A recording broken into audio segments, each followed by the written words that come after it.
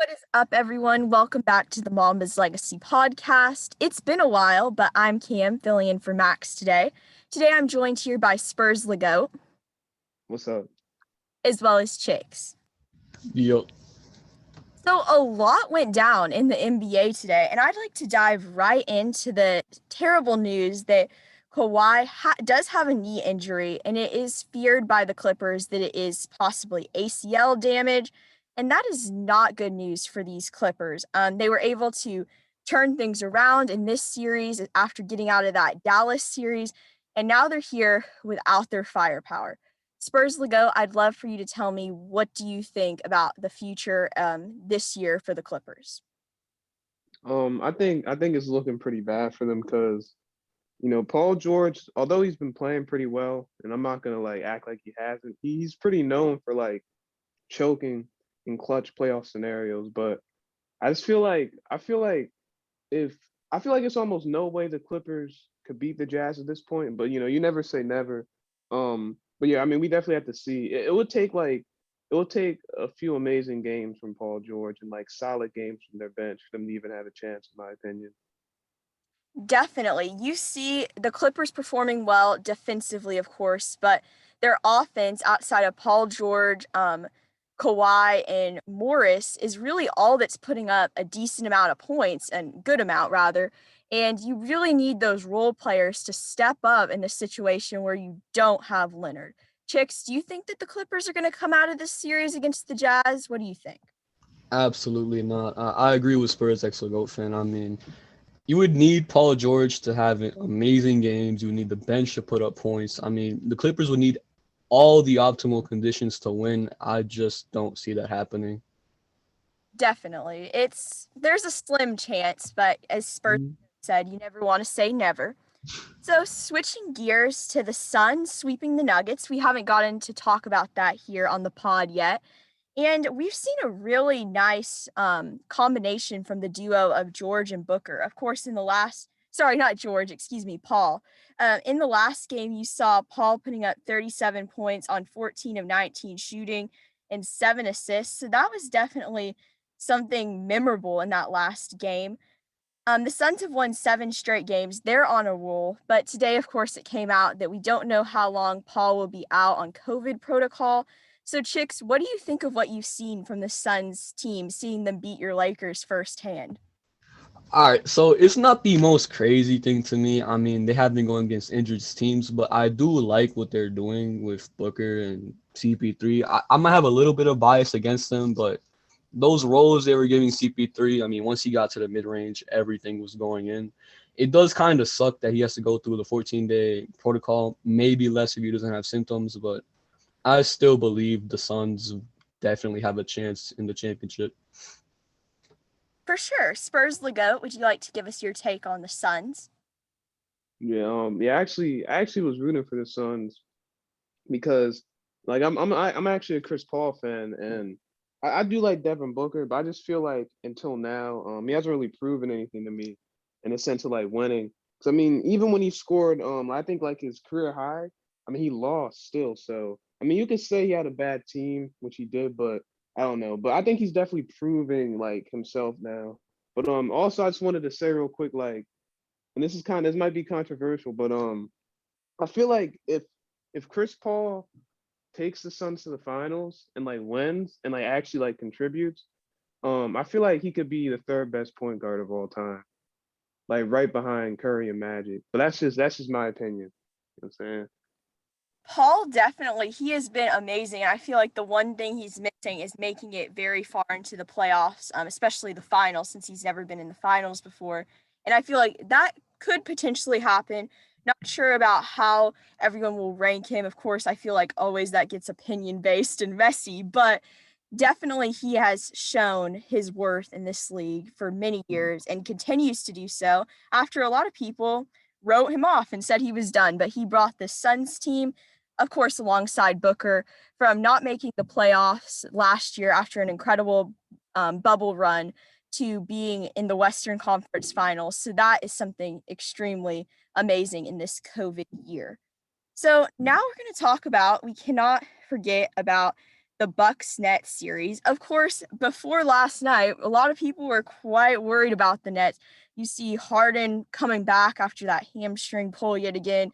Kyrie having a not so nice ankle injury. So all the spotlight was on Durant, but he definitely showed up. He put up 49, 10, and 17, played every single minute of that game on 17% from the field. Spurs Lego, what do you make of Durant's performance, and how do you think that Durant is going to be able to impact the Nets advancing? I thought his performance was all time. I thought it was like spectacular, like immaculate, amazing. But I think that I think that if Harden and like Kyrie Irving aren't fully healthy, I feel like that it's gonna be hard for them to win any more games. Because I mean, Durant's not gonna score or 49 and 17 and 10 every game, so I think it's gonna be tough. But like seeing him play like that just reminds me that like I feel like his legacy is not going to be as good as it could be because he had to join the best team of all time. Like he could have been doing that by himself on like the Thunder, or not even by himself, but like with Westbrook. But I mean, I don't know. I mean, it was a good game, but I just feel like it's not enough if his two other All Stars aren't playing healthy. For sure. And I always said Harden was the key piece to the Nets' successes. Durant, of course, great player, but I don't feel like he's the guy you need to go by himself in this type of setting with all these different lineups. Not that he can't do it, but I don't feel like he can do it consistently. And of course, he doesn't have the playmaking Harden does and all around versatility rather. So Chicks, what do you think of the Bucks? Do you think they can win this series, or are you sticking with the Nets? What are you thinking? I'm sticking with the Bucks to win, but I was definitely in awe after that KD performance. But I'm really angry with the Bucks. They had so many opportunities to win that game in the end, but they were really rushing their offense. And that one hook shot Middleton tried, that just really angered me because he just straight up forced it. He couldn't pass it out. Uh, if they work on their IQ towards the stretch, they could definitely end up beating the Nets. They could. I feel like they need to, of course, step it up a notch because they've been letting these opportunities they've been given just slip away. But I think that they do have a shot. I've stood by the Bucks from the beginning of the series. They lost the first two, but I thought that they were going to win at least one of those. And I thought they were going to win this series in five because I don't like the idea of super teams. I feel like on paper, it looks a lot better than it does. And now that we see with stars going down, just how much that completely changes the team. Spurs Lego. So do you have any faith in the Bucks to possibly win a finals, or are you not sticking with that?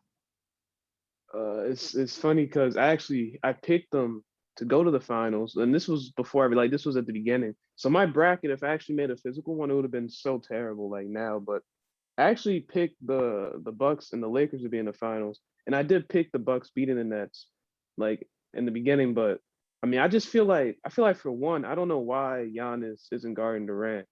I think, and two, I think the coaching is terrible. Like they need a better coach. I'm not gonna say Giannis doesn't have help, but I mean Middleton is not a consistent second option in my opinion. So I don't really have faith that they can beat the Nets. And also too, I have to say this: PJ Tucker sucks. Like, I don't care what anyone says. Like I like he's back to back played 30 minutes a game and scored 0 points. Like all he does is run around and foul people. Like he's like a he's like a Patrick Beverly with drip. Like I can't respect that. But yeah, I just feel like the Bucks. I think they're in trouble, and I think that it's interesting to see what this does with Giannis and like how committed he is to the Bucks long term. Because I think they need to do a better job of putting the correct pieces around Giannis, like both in the roster and in the front office too. I saw Tucker firsthand on the Rockets, just how much he went down. And it's funny you mentioned that because a couple games back, I think he got like two or three threes. I don't remember what it was. And everyone was like, oh my gosh, Tucker helped so much, blah, blah, blah. And I'm like, he got 3 threes. Like, this is a surprise performance for him, but I think the Rockets definitely won that trade. They got 2 guys, of course, not the best, and then they got a pick. And you saw like Bucks fans getting super excited about Tucker, and I'm just like, he is not his old self by Yeah. means.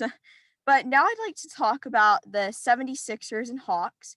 We have Embiid had a bad game a couple nights ago, that knee flaring up here and there. And without Embiid, this Hawks team was able to get a win. But I don't see Embiid is his former self, but I don't see him having another game that is this bad again. And the Hawks still are barely able to get that win when he was not performing. So Spurs Lego, what do you think of this Hawks 76ers series? Wait, real quick, did they play tonight? I believe they do, yes. I Yeah. might have to watch that. So yeah, I'm actually I think that with the series the way it's going, I'm really impressed with how Trae Young's been playing. I feel like he's really stepped it up a notch because I feel like I don't know why people do this, but he's kind of been in Luka's shadow, which to me doesn't make sense because I don't like how they compare. Because I get it because they were traded for each other, but still, I feel like they're two separate players and they're both doing like really good on their respective teams. But I feel like Trae Young is definitely like it's almost like a coming out party in a sense to like because he was an all-star last year, I'm pretty sure, but I feel like now we're really getting to see like how good he really is.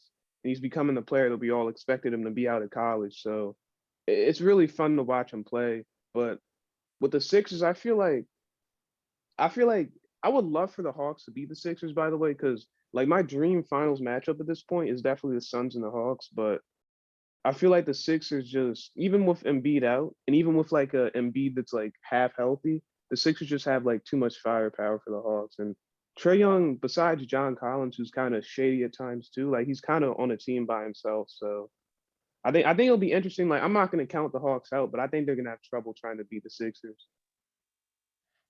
That is for sure. So Trae Young, he has literally been so impressive from he's really got the spotlight, I think, in these playoffs. He's really shown up and we've gotten to really take a look at him. And I love that playoff opportunity for these young guys where they get the spotlight, everyone gets to watch them and really give them the respect they need.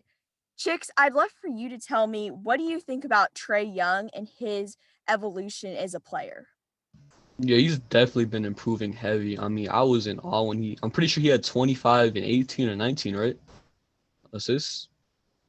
Possibly something like that, I believe. I don't have Yeah. the sheet in front of me. Yeah, I think he's grown amazing as a player, but I don't think it's enough if Embiid like starts playing like his normal self, not his old self. I don't have too much faith in the Hawks to win it, but definitely a chance because of how good Trae Young's been playing. How far do you think that the 76ers can go, Spurs Lego? Do you think that Embiid's knee not being at 100% is going to affect them after they get out of this series? How far do you think they can go? I feel like at this point it's really a toss up because it's a lot of injuries right now, and I'm pretty sure if I'm not mistaken again that the Sixers would play if they made it out. They'd either play the Bucks or the Nets, right? If they make it out, they'd play, yes, in the Eastern Conference Finals match. So I feel like that.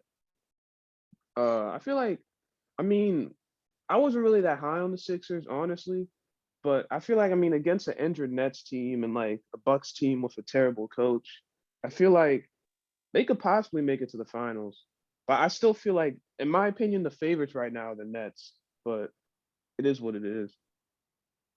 For sure. Chicks, what are your feelings about the 76ers and their potential this postseason as we approach the Eastern Conference Finals? I mean, it's pretty good. If they have to go against an injured Bucks, I mean, injured Nets, they definitely have a chance to go into the finals. But if not, if they go against a good Bucks team, Giannis plays amazing like he normally does. I don't see them getting past the Eastern Conference Finals. Okay, so you're going for the winner Bucks, of yeah. the series, correct? hmm Okay, so we've covered a lot for this from this second round of playoffs, but if we're thinking about it, who are you guys thinking is going to be our finals matchup? What are your predictions? Spurs, Lego, I'll let you take that one first. I'm predicting, and this might be controversial again, but I'm predicting the Suns making it out the West, and I'm predicting the Nets making it out the East. I feel like I mean the Clippers, like I said, I mean even if they win somehow, um, I don't think they're beating the Suns. So I feel like we'll definitely see a Western Conference Finals matchup of the Jazz and the Suns, and I feel like also too. I think if you go like matchup to matchup, I mean like, and I don't know how other people feel about this, but I feel like DeAndre Ayton can just abuse Rudy Gobert, and I mean the Sun or the Jazz don't really have like anyone to guard Booker or even like Chris Paul for that matter, in my opinion. Like, I mean, I know Joe Ingles is kind of like I know when he's guarding like Paul George, he turns into Kawhi Leonard, but I don't really see anyone on the Jazz stopping anyone on the Suns. So yeah, and then obviously like with the Nets, I mean that's just kind of just like it's really 50-50 for me. So like I said, like with the Sixers, the Nets, and the Bucks, I just feel like the Bucks because obviously said the Nets because they're the best team in the league. I can go for them right now, but yeah, I don't really know. Yeah, like for me, like watching the Suns play, their passing is amazing. Like watching it is so beautiful to see. Like after watching so much Rockets basketball this year, watching the Suns, I'm like, wow, this is what good basketball is. It's very nice to see. I'm definitely rooting for the Suns. I'm seeing them match up with the Jazz. I know I originally had the Clippers winning it all this year. People told me I was crazy, and now maybe I am a bit. But the Suns matching up with the Jazz, I think that's going to be very interesting. The matchup of Gobert and Aiden is going to really, I think it's going to be something memorable to watch for both of those, for to see both of those guys on each other. Going to be interesting. But of course, as everyone says, the Jazz are frauds. I mean, not coming in here hating on the Jazz. They have really surprised me. Mitchell's performance is so underrated in my opinion. No one cares about the Jazz and they had the best record, but I guess regular season doesn't matter now. It Apparently doesn't. doesn't. The injuries that'll be a whole nother episode what happened this year especially. But on the eastern side of things, I don't know who to pick because I feel like the Hawks not going to get out of this round. 76ers, that was my original pick, might stick to that. The Bucks I haven't been seeing what I wanted to see from them. And then the Nets, hopefully everyone can be healthy and maybe I'd go with them. I don't know. Chicks, what are you thinking? I'm thinking it's going to be a Bucks versus Suns finals. I'm thinking that the Jazz versus Suns series is going to be kind of 50-50 if the Jazz can, play amazing that series, keep up their good performance. Whoever. So yeah, I'm taking Suns and Bucks in the finals. Who do I have winning? That I'm not quite sure yet. I might have to lean with the Suns on that. That would be amazing to see. Now, this is kind of off of this topic, but I would like to talk to Spurs Goat about it since it kind of did come up a little bit. We can kind of go into it. So you were saying the regular season didn't matter, and I seemed like you had something to say about that. So I'd love for you to share what you were thinking about that. Yeah, I mean, I just I just feel like all that matters is the playoffs at the end of the day. Like a few examples that come to mind is obviously when LeBron played against the best team of all time and was down 3-1 and beat them. They had the best record in the league, but without the best record of all time, but without the championship, it means nothing. Like I think, James Harden was someone who always played good in the regular season, but did nothing in the playoffs. So I'm not to say it doesn't matter, but I mean, I don't know. I mean, I think when the league is so filled with like tanking, saw teams like the Clippers purposely drop down to avoid the Lakers and play the Mavs. Like I feel like it's just kind of like like I don't know. I don't think their records really hold any weight at the end of the day. Chicks, do you have anything to share about how you think the value of the regular season may have changed over time to where we are today, and what you think of after looking before playoffs at the standings, what's happened the regular season? How do you take that Yeah, I as? definitely agree because, for example, the Lakers they were pretty bad in the regular season because they were injury riddled. But once they were going into the first round, a lot of people had the Lakers winning because they did look a little bit better, less hurt. But then AD had to get injured again, and that's when it messed up. So it just really depends on how good a team is in the playoffs rather than how good they played in the regular season. So I really agree with Spurs X the GOAT fan on that. For sure. And this year, especially, we've seen star after star get injured. So many, too many to name. Kawhi being another one today. And it's just really sad to see how much that short off season for the bubble teams has played a role in everything. Like for all those stars getting hurt. And now we see again the finals are going to be wrapping up in mid to late July, and then we see them starting the season up again in October, and they'll be practicing before you know it. So I hope we're not going to see that again next year with all these injuries due to the messing with the schedules of COVID and all that. Spurs Lego, do you have any feelings about being a LeBron fan, how you think injuries did this year due to the shortened season, as LeBron voiced? Yeah, I feel like I feel like Adam Silver is just money hungry, and I think it's a disgrace. I mean, if you really look at it, I know we can. I mean, the Heat are frauds, so I can't take that away from the Heat. They are frauds, but at the same time, like it's no coincidence that both the teams are in the finals and also had the shortest amount of rest time. Like both are out the playoffs already. Because I mean, it's injuries, it's fatigue. So I feel like I think it's definitely because they started the season too early, and I think it's just bad because I get like they were about to lose I think like $1 billion if they didn't like rush it, but they're gonna lose that in viewership. I'm pretty sure if it's like the Jazz and the Hawks or something like that, like a terrible finals matchup. So I really I think the injuries. I mean, I'm not even just talking about LeBron because obviously, like you saw all the like Kawhi apparently possibly tore his ACL. Like it's bad, and I feel like it just sucks because obviously Adam Silver didn't do it on purpose, but like I feel like it's like it's no type of like I feel like the players just get nothing out of it. Like they just lose money. Like they lose. Like they have like I guess you could say like dents in their careers now because of just like injuries and because of the season was rushed. So I think it's just bad all around. It is bad out there, that's for sure. And I don't know when we're going to get out of this cycle at this point. You see just how much everything has changed from the start of COVID to where we are now. Chicks, I'd love for you to tell us what you think about that. You, with your Lakers, had the shortest off season of anyone, 71 days, I think it was. Correct Mhm. me if I'm wrong, but tell me what you think about that shortened off season and its effect Yeah, this it year. definitely showed in our fatigue in the regular season. That's one thing I really hate about Adam Silver and how he rushed it. I hope he steps on a Lego for that. I thought he was going to be one of the best, commissioners ever in the NBA, but this season was a really big stain on that. I mean, all the injuries it cost, they're going to end up losing more revenue, like Spurs Exigo said. I mean, terrible decision on him. Not just the Lakers getting less time to rest, the whole entire league as well.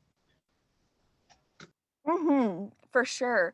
So, what I hear you guys saying you wish he wouldn't have rushed it and all this. You may not have any ideas to this, but what would have you guys done to maybe solve this problem of the season being rushed to start? Would have you guys delayed it more and then pushed the finals, and then causing next season to start at a weird time? Would you push seasons in the future? Would you shorten the amount of games? What do you think, Spurs Lego? So if so like personally I wouldn't even have rushed the season, but if I had to like rush it, if I was in that position, I would definitely I would try to like and I think they already did this. I'm not sure, but if they haven't already, I would eliminate like all back-to-back games. And also, I think especially during the playoffs, I would try to like separate like the time in between games. Um, or and yeah, definitely separate the time in between games. And also, I think they did this too. Because I don't know like the effect on like travel compared to like injuries and fatigue, but from what I know, apparently like the players traveling a lot more. Actually, I'm not gonna say. I'm not gonna say. I have no idea. Actually, I have no idea. I have no idea. Okay, are you you're going with how travel affects it for some people in teams who are living closer to other locations? That definitely has an effect. And not sure exactly how travel has been affected by the pandemic and all that, but I do know travel is part of the issue here and somehow that could be adjusted. Chicks, do you have any ideas of what you would do to solve this Yeah, I issue? would definitely delay the season no matter how much revenue we would lose. I mean, also I would also eliminate back to backs like Spurs X the Goat did said he would do. This season we actually had the most back to back games that in any other season before. So that I really hate Adam Silver for doing that. I mean, so many teams were fatigued because of that. Yeah, it definitely was a rush to the finish, being how late the season started and wasn't a good time to rush it. So before we close out here today, LaMelo is, of course, our rookie of the year. Of course, some people are iffy on that. Some people are quite happy for him. I'm personally one of those people who loved what he did before he went out. And I even liked, even though he wasn't the same when he came back exactly throughout those games, I liked the fact that he did come back and he was able to be there for his team when they needed him most, even though it didn't work out in the Hornets' favor. So, Chicks, what do you make of LaMelo winning Rookie of the Year, and what are your thoughts on that? Okay, it seems Chicks, we are having connection issues. So Spurs Lego, I'll pass that off to you. What do you think of LaMelo winning Rookie of the Year? I think it's very much deserved. I don't like this whole narrative of like of missing games equals like you shouldn't win the award. I feel like he was just overall better than Anthony Edwards. I just feel like it's also kind of like it's kind of crazy just thinking like because I don't know about you, but I think a lot of people, me included, can remember LaMelo when he was like in high school. It's crazy to see how far he's came. Like I said, 'cause I remember him when he was in Chino Hills, and like obviously when he went to play with overseas. It's crazy just to see where he is now. So I think that definitely it was deserved. And I feel like anyone who's saying it's not deserved, they might just be lying to themselves. Or they might just have that whole notion of like the missing games, like equating to like not being deserved or justified. But I don't really believe in that, to be honest. I think he played exceptional. And I think he just ultimately played better than Anthony Edwards, which is no like disrespect to Anthony Edwards because I think Anthony Edwards is pretty like he was pretty good too in his rookie season. I just think that he's in a bad situation right now. So, but yeah, definitely congrats to Lamelo. Definitely, congrats to LaMelo and as well Edwards. I know some people leaning towards Edwards. I'm not exactly sure why they were leaning towards him other than the missed games being I felt like LaMelo when he went out had such a significant lead on Edwards from the standpoint of comparing their rookie seasons. I know LaMelo was leading in almost every rookie category there was and part of the reason why he was able to miss the games and still get the award was because of how high up he was in those stats for the rookies. So that helped him out. I understand if people are neck and neck, someone goes down for a long time. Of course, then we'll look to the second candidate for rookie of the year, in my opinion. But I thought that LaMelo, he wasn't even out for that long of a time and he came back, like I said. So I think that he proved himself before he went out. So, and he proved himself with such a strong case that that secured it for him. Chicks, I believe we have you back with us now. Yeah. So would you give us a comment on LaMelo winning the Rookie of the Year to close us out? I mean, I'm fine with LaMelo winning it. It's just the fact that I did kind of lean with Anthony Edwards because of that, like the last few games, and not last few, like last a decent amount of games, he played amazing. I mean, dropping 42, dropping 30, like dropping high 20 numbers. That's really what made me push towards him. But I have zero problem with LaMelo being the Rookie of the Year just because of how good he was in the beginning of the season, middle of the season, stuff like that. Agree with you there. Both rookies are going to make significant impacts in the league. I think we can all agree as we look forward to the future of the NBA, whatever that may be. So I would like to thank you both, Chicks and Spurs Legoat, for joining me today. Thanks for letting me host, everyone. Hope you enjoyed this episode of Mamba's Legacy, and I will catch you guys soon.